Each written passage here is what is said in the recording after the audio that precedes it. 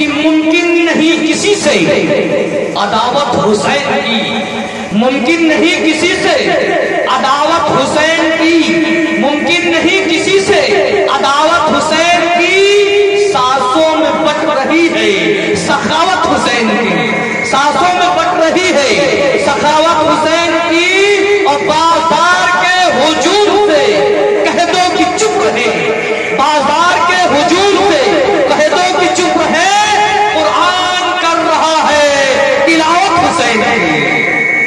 سیٹی بھی جو بند کریے، سیٹی بند کریے، سیٹی، قرآن کر رہا ہے تلاوت حسین کی۔ جب بات آگے چلی امام حسین کی آئی تو مجھے یہ بھی کہنے دیجئے کہ دیا تھا جو نبی نے وہ انعام بچ گیا، ذرا کہیے سبحان اللہ، دیا تھا جو نبی نے وہ انعام بچ گیا، اللہ کے رسول کا پیغام بچ گیا، اللہ کے رسول کا پیغام بچ گیا۔ نیزے پہ کہہ رہا تھا یہی سر حسین کا، سر کٹ گیا تو کیا ہوا، اسلام بچ گیا، سر کٹ گیا تو کیا ہوا، اسلام بچ گیا۔ آئیے اسی اسلام کے پیغام کو عام کرنے کے لیے آپ کے مربوط ترین باہر سے آئے ہوئے مقرر مہمان حضرت مولانا ریاض ابوالقاسم دامت برکاتہم عالیہ کو میں زحمت مائک دینا چاہتا ہوں کہ میں یہی بات کہوں گا کہ آہت پہ کان، در پہ نظر، دل میں اشتیاق، آنکھوں کے اشک سوکھ گئے، تیرے انتظار میں حضرت مولانا مائک۔ السلام علیکم ورحمۃ اللہ وبرکاتہ۔ الحمدللہ وکفی وسلام علی عبادہ الذین اصطفی، اما بعد۔ اعوذ باللہ من الشیطان الرجیم، بسم اللہ الرحمن الرحیم۔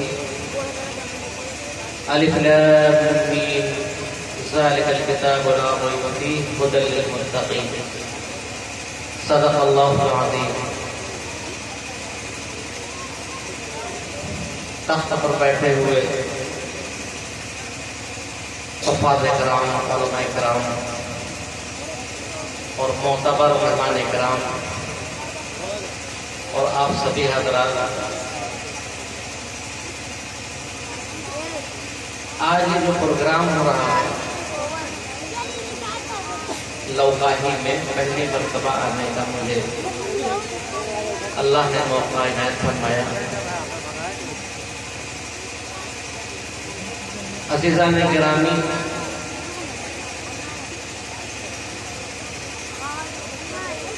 یہ ایک جلسہ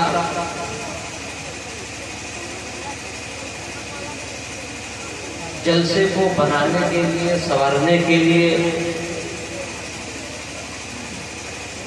کتنی محنتیں ہوتی ہیں، کتنی کاوشیں ہوتی ہیں، لوگوں کو کیسے جوڑا جاتا ہے، بڑی محنت ہوتی ہے، تقریباً ایک دو ہفتہ لگ جاتے ہیں جلسے کو کامیاب بنانے کے لیے۔ عالی جناب مولانا وحدت علی صاحب قاسمی، جن کی تمام محنت اور کاوش اس جلسے میں رہی ہے، لیکن اتفاق کی بات ہو کہ ہمارے درمیان نہیں ہے، ان کو کچھ چوٹ لگ گئی ہے، دعا کریں کہ اللہ تعالیٰ ان کو جلد از جلد شفا کاملہ عاجلہ نافعہ نصیب ہو۔ حالانکہ جب ہم لوگ رخصت ہو رہے تھے وہاں سے ریوسا سے، تو مولانا کا دل تڑپ رہا تھا کہ ہمارے مہمان جا رہے ہیں اور ہم نہیں ہیں۔ میرے پیاروں، یہ مدرسہ للبنات، شکوریہ للبنات،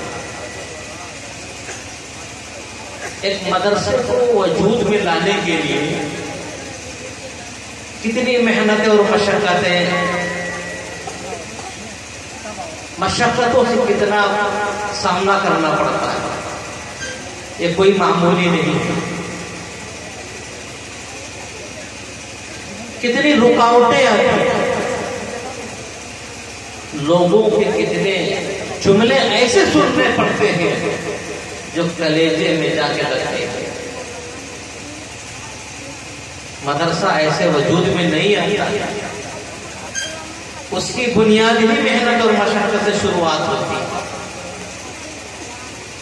ایک مکتب، اس کے بعد آنے والی جو اس کی زندگی ہے تعمیری اور تعلیمی، بڑے مجاہدے کے ساتھ گزرتی. یہ علماء کا کلیجہ ہے، ان کا دل ہے کہ انہوں نے حسین احمد مدنی نور اللہ مرقدہ کی تعلیمات کو پڑھا ہے. یہ علماء ہے جنہوں نے حضرت مولانا قاسم نانوتوی رحمۃ اللہ علیہ کی مجاہدانہ کردار کو پڑھا. یہ علماء صفحہ نبوی سے جو انہوں نے درس لیا ہے، یہ سوچ کر کے مدرسے کو قائم کرتے ہیں، ورنہ ایک بھی انسان کے اندر طاقت نہیں ہے، جسارت نہیں کو مدرسہ قائم کرتا ہے. لیکن یاد رکھیے، مدرسے کو اور علماء کو، مدرسے کو چلانے والے لوگوں کو اس حقیر اور ذلیل نگاہ سے لوگ دیکھتے ہیں اور یہ کہتے ہیں کہ صاحب ان کے پاس یہی کام ہے، اس کو تعلیم، اور یہی نہیں بلکہ یہ کہتے ہیں کہ صاحب یہ سب لوٹ کر کے سب خرچ کر لیتے، کھا لیتے. میرے بھائیوں، اس سرزمین پہ آپ اتر کے دیکھیے، زمین پہ اتر کے دیکھیے کہ ہزاروں نہیں بلکہ لاکھوں مدارس قائم ہیں. اگر علماء یہی کرتے تو یہ آج بہترین تعمیری جو کام ہو رہا ہے یہ بالکل نہ ہوتا. مولانا وحدت علی صاحب قاسمی اپنے گاؤں کا، اپنے علاقے کا جب تذکرہ کرتے تھے تو یقیناً ان کے دل کے اندر ایک طرف تھی، ایک جذبہ تھا، ایک بلبلہ تھا کہ کاش کہ ہمارے گاؤں، ہمارے علاقے کے اندر کوئی تعلیمی قدم اٹھایا جائے تاکہ ہمارے بچیوں کے اندر، ہماری بیٹیوں کے اندر، ہماری بہنوں کے اندر علم نبوی سے ان کا سینہ مالا مال ہو جائے. خیر الحمدللہ وہ چیز آج ہمارے سامنے ہے. سب سے بڑی بات یہ ہے میرے بھائیوں، بچوں کی تعلیم میں کوئی مشکلات سامنے نہیں آتی ہیں، لیکن بچیوں کی تعلیم میں ہر طرح کی رکاوٹیں سامنے ہوتی ہیں. اور غضب بالائے غضب یہ ہے کہ اس دور کے اندر، پرفتن دور کے اندر جو ہر طرح کی رکاوٹیں درپیش ہیں، ان حالات کے اندر مدرسے کا چلانا اور بچیوں کی تعلیم کا انتظام کرنا یہ بڑا مشکل ہے. مولانا کا کہنا یہ ہے، آپ سبھی حضرات شانہ بشانہ مل کر کے، محبت اور اخلاص کے ساتھ مل کر کے اور اپنے اچھے مشورے سے اس مدرسے کے ساتھ جڑے اور اپنی بچیوں کا مستقبل بنانے کے لیے سب سے بہتر اگر کوئی شکل اور صورت پیش ہے تو وہ مدرسہ ہے. جب کوئی قوم مدرسے سے جدا ہوئی اور اپنے اندر نفرت پیدا کیا، یاد رکھیے وہ قوم زیر زمین ہو گئی. آپ کو پتا ہے علی گڑھ یونیورسٹی جو سر سید احمد خان نے قائم کیا، مدرسے کے گیٹ کے سامنے کھڑے ہو جاتے، چھوٹا سا جامعہ تھا اس وقت، کوئی بنیاد نہیں تھی، کرسی ڈالتے تھے اور بیٹھتے تھے، وہ کہتے تھے کہ ایک اینٹ کا سوال، ایک اینٹ کا سوال. اسی طریقے سے جامعہ مراد آباد شاہی مدرسہ ہے، سب سے پہلے 1 روپیہ اس غریب شخص نے دیا تھا.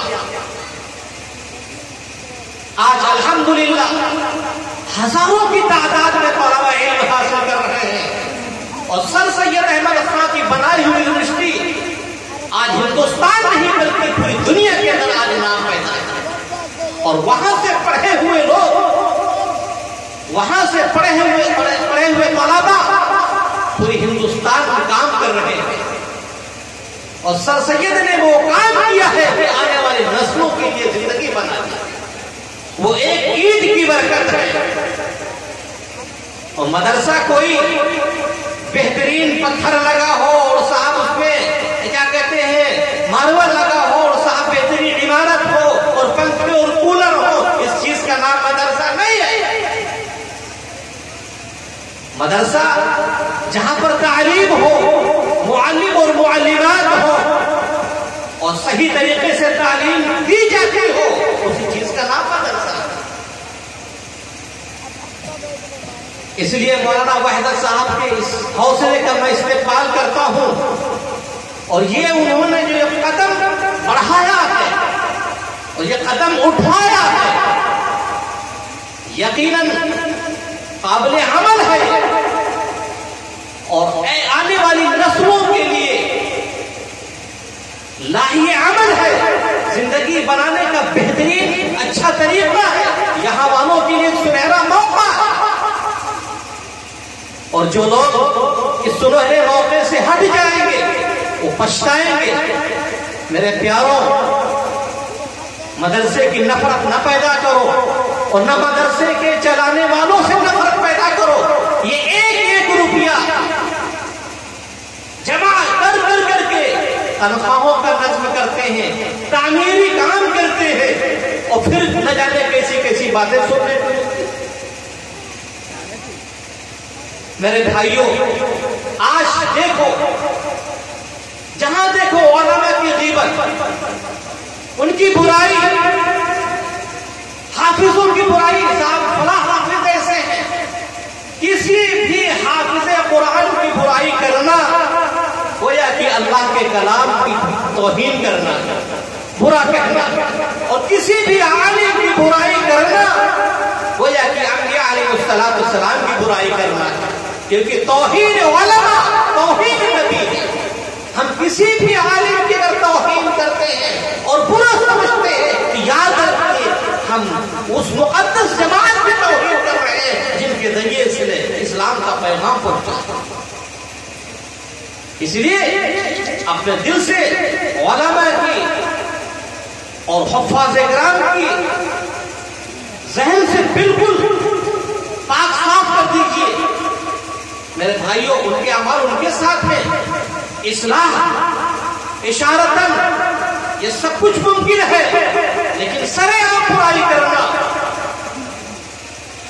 یہ غلط طریقہ ہے۔ میرے بھائی، توہین علماء توہین نبی ہے، اور کسی حافظ قرآن کی برائی کرنا گویا کہ اللہ کے کلام کی برائی کرنا ہے۔ تو میرے پیاروں، اگر دل کے اندر نفرت پیدا ہو گئی، اگر اللہ نے دو ہاتھ دیے ہیں، اگر ایک ہاتھ کٹ جائے تو کام چل سکتا ہے۔ اللہ نے دو آنکھیں دی، ایک آنکھ کمزور ہو جائے کام چل سکتا ہے۔ اللہ نے دو ٹانگیں دی ہیں، ایک ٹانگ ٹوٹ جائے یا کمزور ہو جائے کام چل سکتا ہے۔ میرے پیاروں، اگر دل کے اندر نفرت پیدا ہو گئی ہے تو کام نہیں چل سکتا۔ اس نفرت کو نکالنا پڑے گا، اور جب یہ نکلے گی تو انشاءاللہ ہم بدگمانی سے بچ جائیں گے، بہت بڑے گناہ سے بچ جائیں گے۔ حدیث پاک کے اندر اللہ کے نبی صلی اللہ علیہ وسلم نے فرمایا، حسد نہ کرو، بغض نہ کرو، دل کے اندر کینہ نہ رکھو، گھمنڈ نہ کرو۔ اگر یہ اعمال کبیرہ ہم سے صادر ہوتے رہے تو ہم جنت کے مستحق نہیں بن پائیں گے۔ میرے پیاروں، میں نے قرآن پاک کی سب سے پہلے جو آیت پڑھی ہے، الف لام میم، ذالک الکتاب لا ریب فیہ ھدی للمتقین۔ اللہ تعالیٰ نے 30 پارے اتارے، 114 سورتیں اتاری، 6666 آیتیں قرآن پاک کے اللہ نے بیان فرمائی ہے۔ قرآن پاک یہ وہ اللہ تعالیٰ کی مقدس کتاب ہے جس کا پڑھنا ثواب، جس کا چھونا ثواب، جس کا دیکھنا ثواب، جس کا رکھنا ثواب، پھر اس سے دوری، پھر بھی اس سے دوری. اور قرآن پاک کو ہم چھوڑ کر کے اس کو نہ پڑھ کر کے یہ سوچیں کہ ہم اپنی زندگی کو کامیاب بنا لیں. غلط غلط غلط. حضرت مولانا حسین احمد مدنی نور اللہ مرقدہ نے جیل میں فیصلہ کیا تھا، مالٹا کی جیل میں فیصلہ کیا تھا کہ اے امت مسلمہ کے لوگوں، اگر دو چیزوں کو تم اپناتے رہو گے تو تم کامیاب رہو گے. پہلی چیز تو یہ ہے کہ اپنے بچوں کو قرآن پاک پڑھاؤ. آج میرے بھائی میں یہ نہیں کہتا کہ آپ صرف قرآن پاک کو پڑھائیے، ہرگز یہ نہیں ہے، لیکن مقدم علم سب سے پہلے اگر کوئی ہے الف لام میم ذالک الکتاب لا ریب فیہ. اللہ نے جتنے علوم اس دنیا میں رکھے ہیں علوم سارے حاصل ہو، لیکن اولی مقصد، اولی چیز، اولی مرحلہ میں اگر کوئی علم ہو تو وہ اللہ کا کلام. میرے بھائیوں، آج یہ دیکھا جا رہا ہے قرآن سے کتنی دوری ہے، پڑھنے کا جذبہ بالکل نہیں ہے. گھر میں قرآن تاخیر زینت بنا دیا گیا. ایک صاحب کو میں بنگلہ میں لیٹا تھا اور قرآن پاک کو اسی میں ایسے یوں لگا دیا. میں ایسے دیکھا، میں نے کہا اچھا بھائی یہ کیا ہے؟ بولا قرآن پاک ہے. تو ہم نے کہا اچھا، سونا اور چاندی، روپیہ پیسہ تجوری میں رکھا جاتا ہے اور گھر میں اتنی جگہ نہیں ہے کہ قرآن پاک کو وہاں رکھا جائے. ایسی غیر محفوظ جگہ پہ میں نے جب اس کو اتارا دیکھا تو برسوں کو اس پر میل اور کچیل دستان پہ لگا ہوا تھا. پھر اس کو اور میں نے کھولا تو اس میں زہریلے ڈسنے والے جانور دو ایک بیٹھے ہوئے تھے. میرے بھائیوں، یہ قرآن جس کی توہین آپ کر رہے ہیں، قرآن کی توہین پھر ہمارے گھر میں برکت. قرآن ہم نہ پڑھیں پھر ہماری زندگی میں خیر کے فیصلے. آج تو ہمارے دل کے اندر ڈر رکھو بنا ہے، اس کی وجہ صرف یہ ہے کہ ہم قرآن نہیں پڑھتے. قرآن کو کھولیے اور یاد رکھیے، جس کے دل کے اندر اللہ نہیں ہوگا اور اللہ کے پیارے حبیب حضرت محمد صلی اللہ علیہ وسلم کی مبارک سنت نہیں ہوگی، اس کا دل ہمیشہ تھرائے گا اور کانپے گا، ڈرے گا، خوف دل کے اندر ہوگا. آج کہتے ہیں چاروں طرف سے ڈر خوف. ایک بات بتا دوں، جب رسول اللہ مکے سے مدینہ گئے، علماء بیٹھے ان کے حوالے سے کہہ رہا ہوں، رسول اللہ مکے سے مدینہ گئے، راستے میں ایک جگہ پڑی جسے غار ثور کہا جاتا ہے. دشمن گھوڑے پہ بیٹھا ہوا، ننگی تلوار اس کے ہاتھ میں تھی اور رسول اللہ کی تلاش میں تھا کہ اللہ کے نبی مل جائے. نہ رہے گا آج بات، نہ بجے گی بانسری، نہ محمد رہے گے، نہ محمد کا دین رہے گا، نہ محمد کا ساتھی رہے گا. میرے بھائی، رسول اللہ ایک غار کے اندر چھپ گئے، سراقہ سامنے تھا. 100 اونٹ کے لالچ میں وہ نبی کو مارنے کے لیے ننگی تلوار لے گئے. میرے پیاروں، ابو بکر نے کہا یا رسول اللہ، دشمن بالکل سامنے ہے، اگر وہ دیکھ لے گا تو ہم لوگوں کی کوئی خیر نہیں ہے، بچنے کا کوئی راستہ نظر نہیں آتا ہے. اب تو دشمن بالکل سامنے ہے، تلوار اس کے ہاتھ میں ہے، ہم یہاں پہ ہیں. دیکھیے آج ہم استقلال اور ہمت کا پہاڑ. اللہ کے نبی صلی اللہ علیہ وسلم نے فرمایا، ابو بکر مت ڈرو، لا تحزن ان اللہ معنا. ابو بکر ڈرو مت، اللہ ہمارے ساتھ. ابو بکر نے جب یہ جملہ سنا اطمینان آیا، سکون ملا.